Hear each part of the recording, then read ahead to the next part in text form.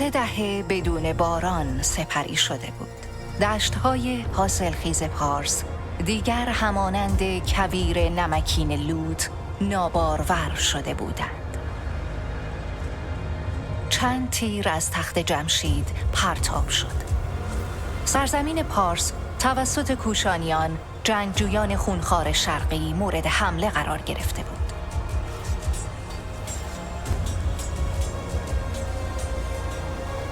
جنگجویان پارسی به هر قیمتی که بود از سرزمینشان دفاع کردند.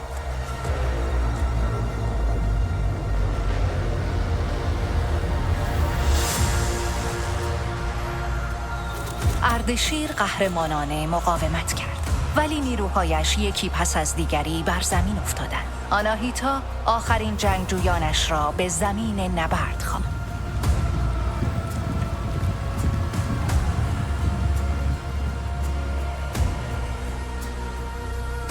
پیروزی برای یوویشکا سردار کوشانی امری قطعی بود.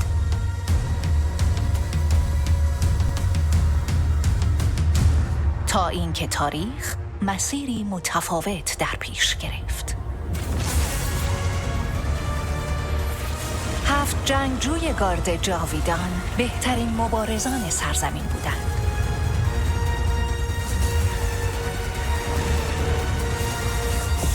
یکی از آنها قرار بود شگفتی ساز شود.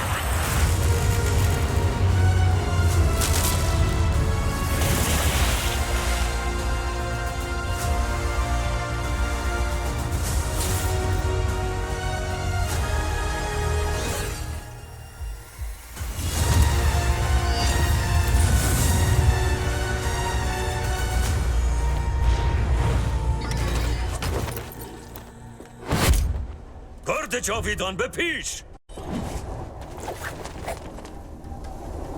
آناهیتا!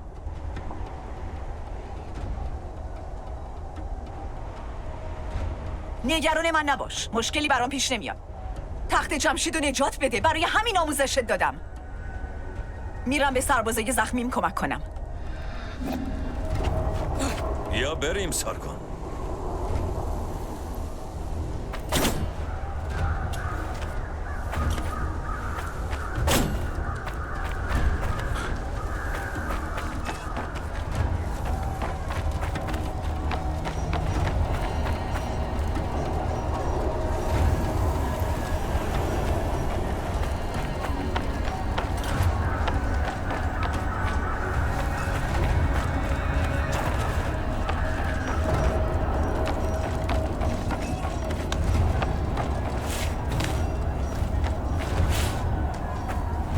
مراقب باش، راشاباره!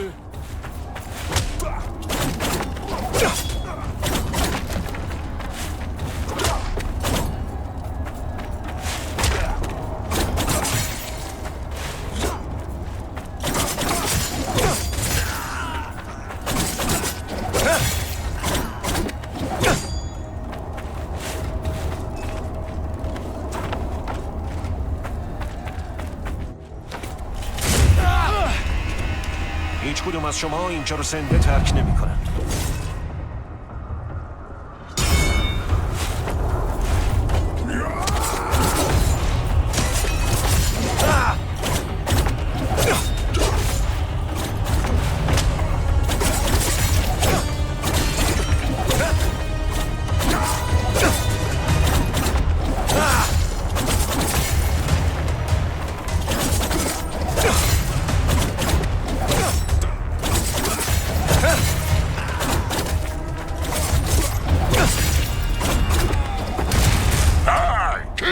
خوش بگذره. منولیاس مسیری رو باز کرده. دنبالا بیا سارگون.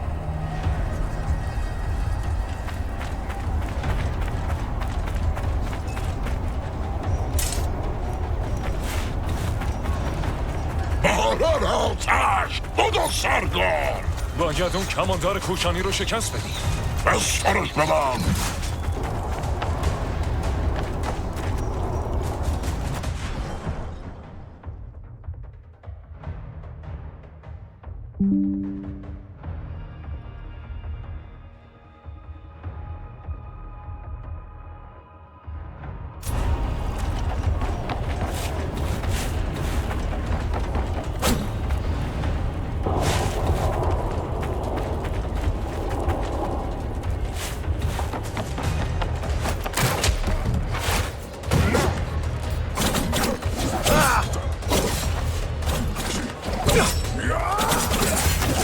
خودشونو کشید.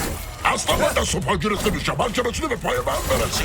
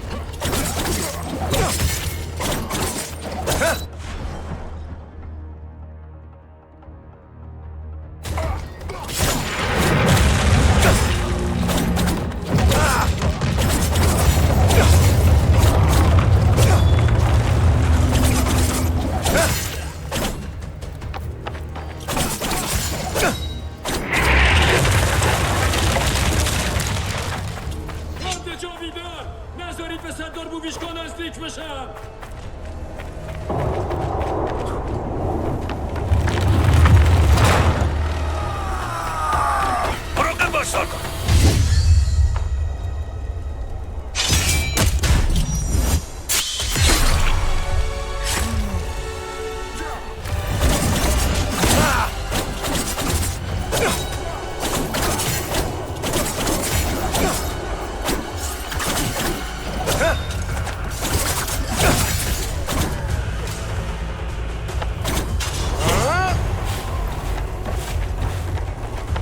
زردهایشون نباید خیلی دور باشه.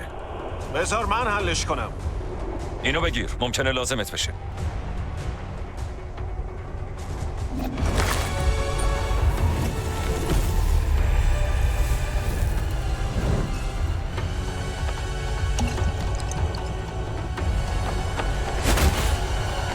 یوویشکا نمیتونی ازم مخفی بشی.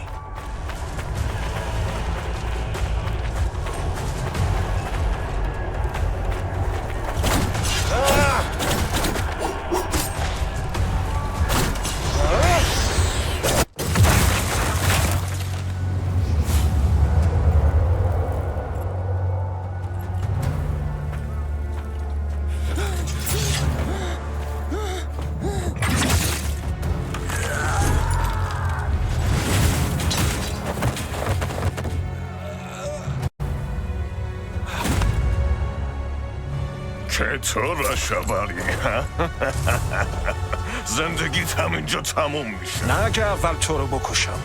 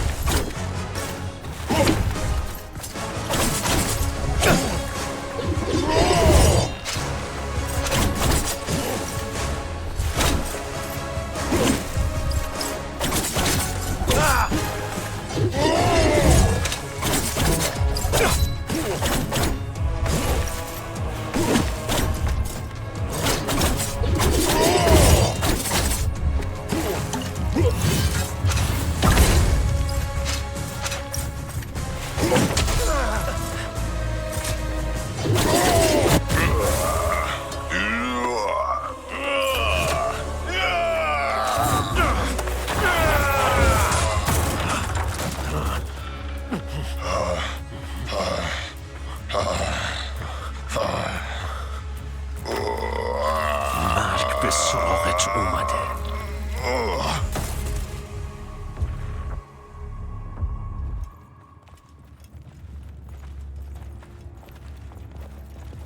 سیمرغ توانا، محافظ پارس، مدت هاست که ترکمان گفته. اگر دشمنان ما بخواهند سوء استفاده کنند به زودی خواهند فهمید که شجاعترین جنگجویان این سرزمین عامل نابودیشان خواهند شد.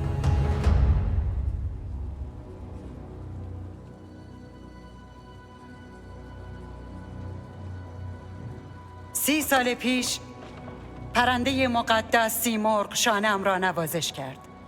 این گونه اعتمادش را به من برای هدایت مردم نشان داد. امروز من تومیریس، ملکه پارس، دلاوری و وفاداری شما را تحسین می کنم گارد جاویدان. بهرام، تو و نیروهایت بار دیگر سرزمینمان را نجات داده اید.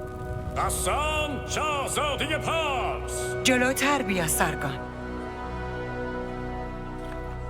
آوازه تو در گوشه گوشه تخت جمشید شنیده می شود.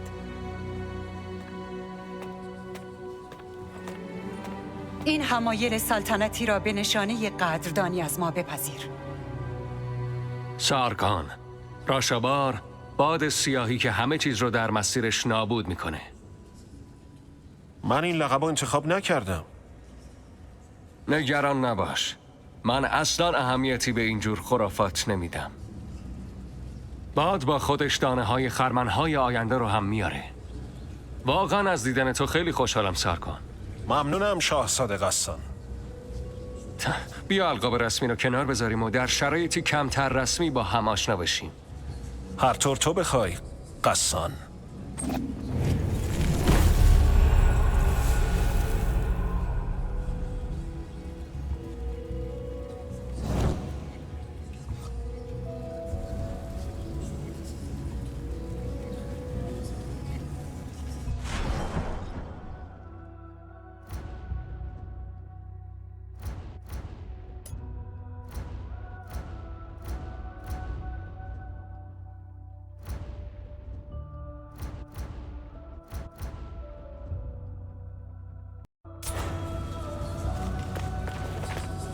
اسم تو برای سرزمین پارس؟ شاید. منم نخواستم شاهزاده باشم، ولی سرنوشت مقدر شده و من باید... بهرام، انگار فقط من و تو از گارد. احتر جنگجوی اجازه ورود بودهشون ملحق شد سارگان. من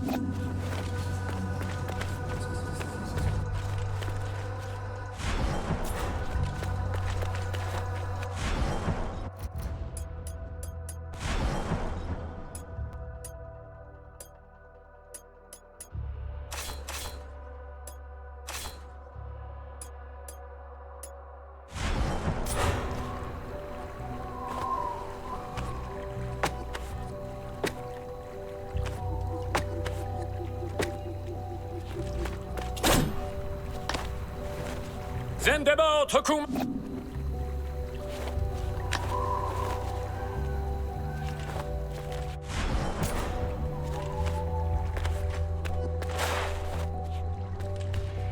بهت افتخار میکنم سارگان. من یوویشکا رو شکست دادم. ما تخت جمشید. واقعا؟ هزاران سرباز تو میدان نبرد مردن و دیگه آذوقه نداریم. پارس به سختی روی پاهاش ایستاده. کوشانی همچین موقعیتی میگی پیروزی؟ من اجازه دادم غرورم به جام فکر کنه. یه جنگجو در سفرش همیشه جای پیش. وقتی دیگه چیزی تو مسیر باقی نمیمونه یه جنگجو انتهای شمشیر من چیه؟ من میدونم. جوابی براش داری؟ امشب به جوابش نمیرسم. شاید یه نوشیدنی کمک کنه. بهمون ممنونم. ولی مسائل دیگه ای هست که تو مایه تبدیل شدن به جنگجویی بی‌نظیر رو میدونم. به وهم.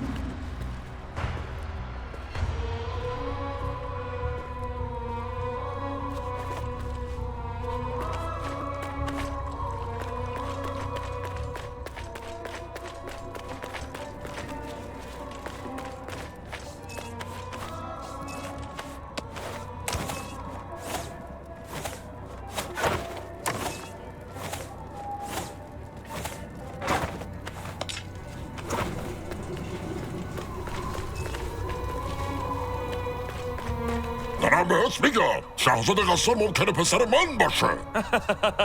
آراد این چه حرفیه؟ اون همه چیزو از مادرش گرفته، چیز دیگه ای نیست. آراد شما کی به کی نمیاد؟ این بچه بالاخره تصمیم گرفت بهمون ملحق شد. قهرمان امروز. تحت الحمایه جدید ملکه. پس دیگه الان داری با اشرف. یا شمشیراتو برای فرماندار ساتراپ شدن معامله. هر چقدر میخواین بخندین. کی امشب یه سردار کشت ها؟ تشویقش نکن سارگون. معنیش فقط اینه که تحت تاثیر قرارشون داد.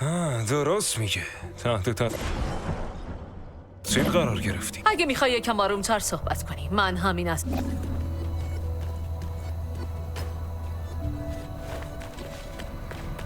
خب حالا که معروف شدی ما رو یادت میمون. دارم سعی میکنم متواضع بمونم. به نظر میاد آناهیتا ذهنتو درگیر کرده. یه جور میدونی کاری که کرد باید به خودت افتخار کنی. یکی از ما سردار کوشا. و تو افتخار شیر سفیدی. از دست شما سربازای گارد جاویدان. حالا شجاعت سارگون هم یه مورد دیگه به کتاب. ما شهر رو ایمن کردیم. این مکالمه قشنگه، ولی میشه دیگه بریم جشن بگیریم. پاتوقمون غذا. از دستش نمیدم. شاهزاده قسام رو بوده شدی. سارقا چی؟ حتما باید هنوز تو کاخ باشن. رهبری و به عهده بگیر سارگون. آخرین بار تو باش صحبت کردی. باید شاهزاده غسان رو پیدا کنیم.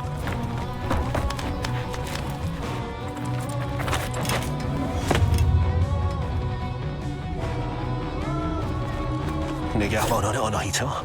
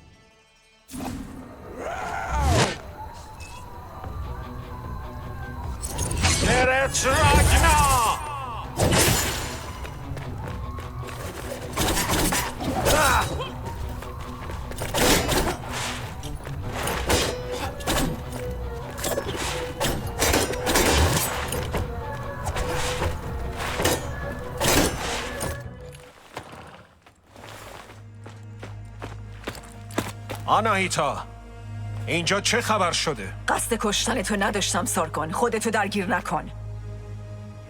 از سر رام برو کنار.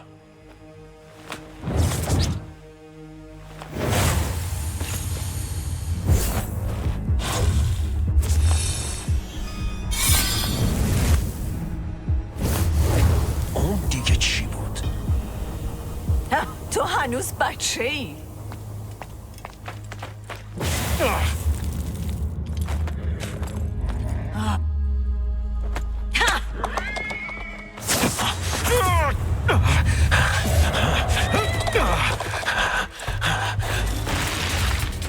پیدات میکنم قسم.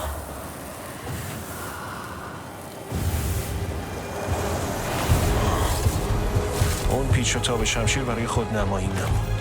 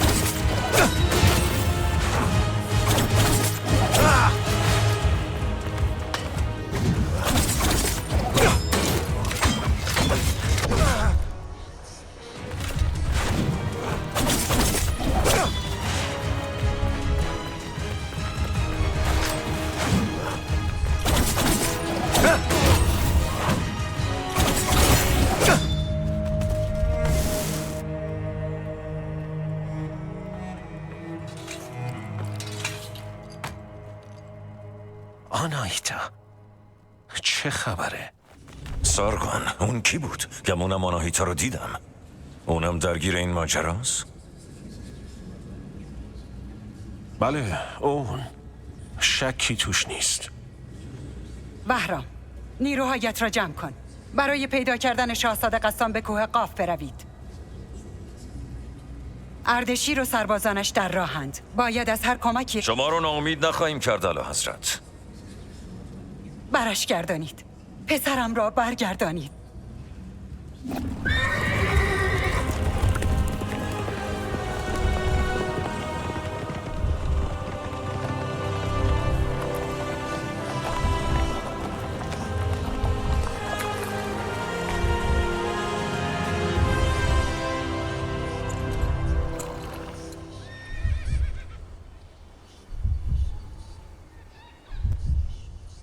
دژ باستانی، آناهیتا شاهزاده قسان از این دروازه. نمیتونم تصور کنم چرا آناهیتا همچین کاری کرده. سارگون، تا اونو از من بهتر. با عقل جور در نمیاد. میخواد برای خودش قدرت. اصلا منظورت چیه؟ ممکنه سیمور ناپدید شده باشه، ولی این خدای توانا قبلا تو کوه قاف زندگی میکرد. شاید هنوزم همیشه سیمرغ بوده که پادشاه ها ملکه آینده رو تعیین میکرده. آناهیتا احتمالا میخواد موهبت سیمور را به دست بیاره. ولی چرا باید شاهزاده قصه رو بدزده؟ بهش نیاز داره. دروازه معبد سیمور فقط برای افراد خانواده سلطنتی باز میشه. آناهیتا عقلش از دست داده. اینطوری هیچ وقت موهبت سیمرغ رو به دست نمیاره. نمیتونیم مطمئن باشیم. به هر حال ممکنه سیمرغ ضعیف شده باشه. در هر صورت شاهزاده قسان در خطره. وقتی دیگه بهش نیازی نداشته باشه اونو میکشه. گارد جاویدان، به دنبال من. بیایید بردشیر کمک کنیم و شاهزاده قسان رو پیدا کنیم.